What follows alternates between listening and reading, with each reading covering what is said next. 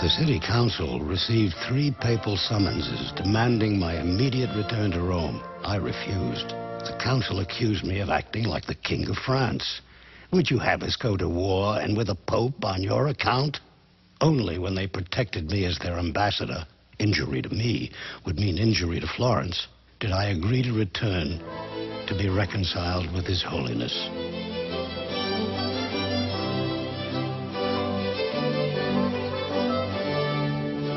The Pope forgave me, but there was no talk of the tomb.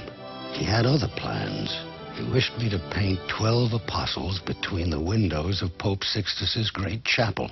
Impossible. I'm a sculptor, not a painter, and 65 feet above ground. I would fail. We do not ask, he barked. We command. I bowed, but argued that a grander project would do him greater honor. Do as you please, he said. The Pope had already commissioned some of our Tuscan artists to paint on one side wall the story of Christ's mission, the world under grace. On the other, the story of Moses, the world under law.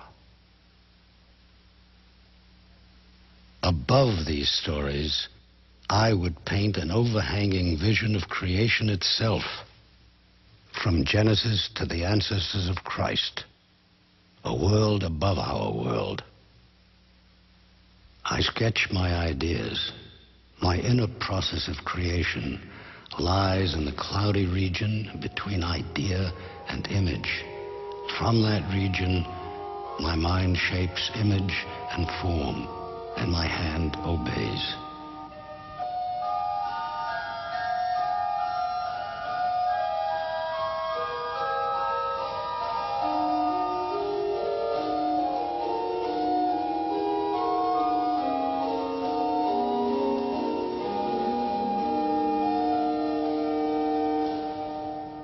I start with the flood.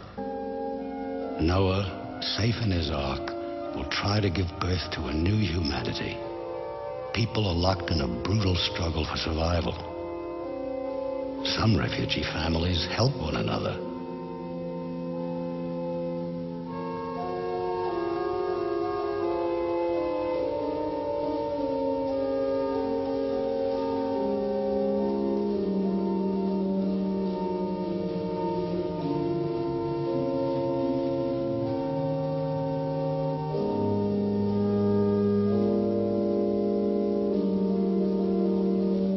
From 65 feet below, the figures were too small, as though composed for a wall painting. I shifted to larger forms. Noah became a farmer. He planted the vine. He drank of his wine, was drunk, and mocked by his son. Noah built an altar to the Lord and made a burnt offering. And the Lord said, I will not again curse the ground for man's sake, nor cause a flood. Dear Father, thank you for sending me the beautiful blues. I cannot send you any money because the Pope hasn't paid me. I'm penniless, so I can't be robbed. The Lord knows best. At the other end of the chapel, the story of Genesis. In the beginning, God created heaven and earth. God said, let there be light, and there was light. The pale moon and the golden sun, which lights God's way as he moves off.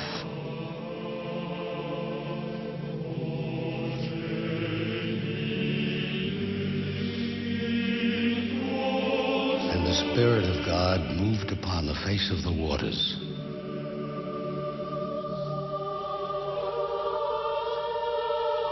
God said, let us make man in our image. He charges the lifeless hand of Adam and creates his soul.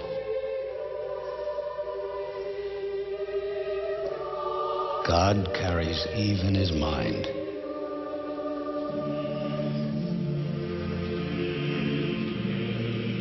God creates Eve from Adam's rib.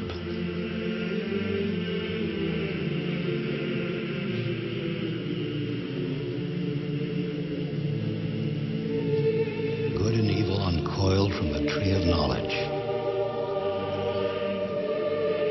The angel of the Lord, the twin sister of the siren of temptation.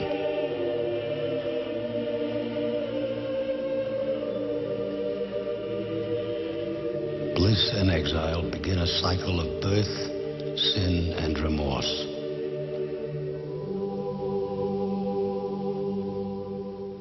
Surrounding each panel of the days of Genesis, I painted pagan nudes. Angels of illuminating grace, dancing in wonderment at the great events of creation.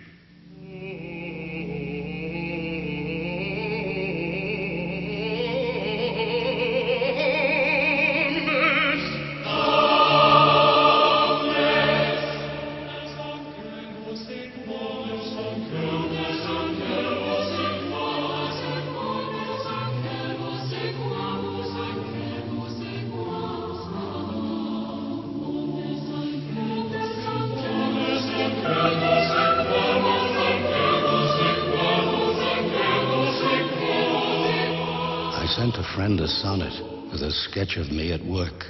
My loins grind like levers in my belly. My beard turns up to heaven. My neck nailed to my spine. My face, a grotesque mask spattered by falling paint. I may be a sculptor, even a bit of a poet, but I am no painter, and this place is cramped.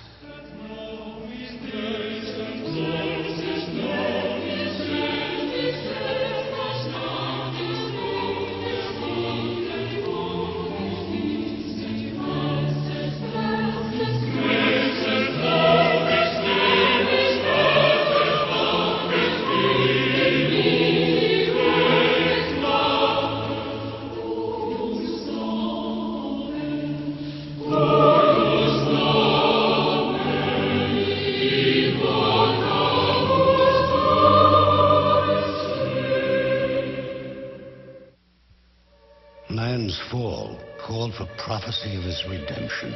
Greek sibyls and Hebrew prophets, their thrones hanging out into the chapel, proclaim the coming of the Lord. The prophet Joel, upon the gift of tongues will come the Holy Spirit. The Delphic sibyl, one shall be born of a virgin, knowing no corruption. The Cumaean sibyl, the child shall become the Messiah. The prophet Isaiah, unto us a son is born. Ezekiel, the Lord will enter into Jerusalem. The prophets and sibyls stand above the ancestors of Christ, the generations of the Hebrew people waiting for the Messiah.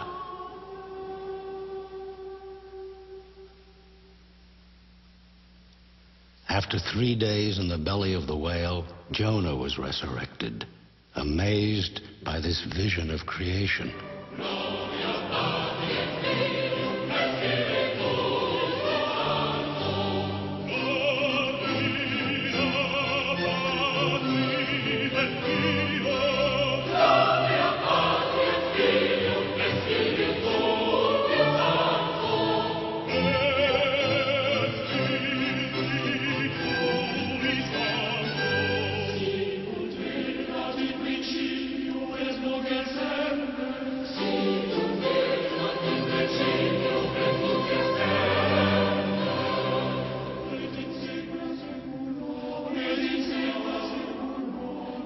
Over the Pope's entrance to the chapel, the prophet Zechariah, an idealized portrait of Pope Julius. "When will you be finished?" he shouted up at me. "I will be finished when it satisfies me as an artist." He was infuriated. I must finish, and soon, or he'd throw me headlong from the scaffold.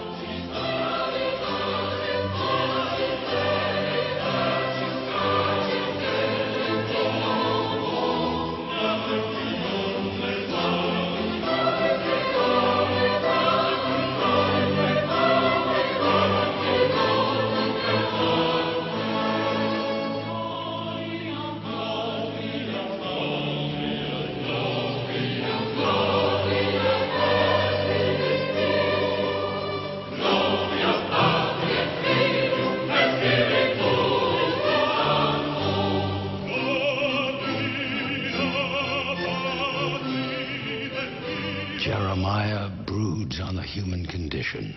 He was the last prophet I painted. After 4 tortured years, more than 400 over life-size figures, I felt as old and weary as Jeremiah. I was only 37, yet friends did not recognize the old man I had become. Now the cosmic puzzle of God's purpose falls into place. The ceiling is a world above our world. At its center, in the infinite space of planetary motion, God holds all the threads of man's fate. Dear Father, the job is done. It is All Saints' Day. Pope Julius has consecrated the Sistine ceiling, and all Rome flocked to admire it.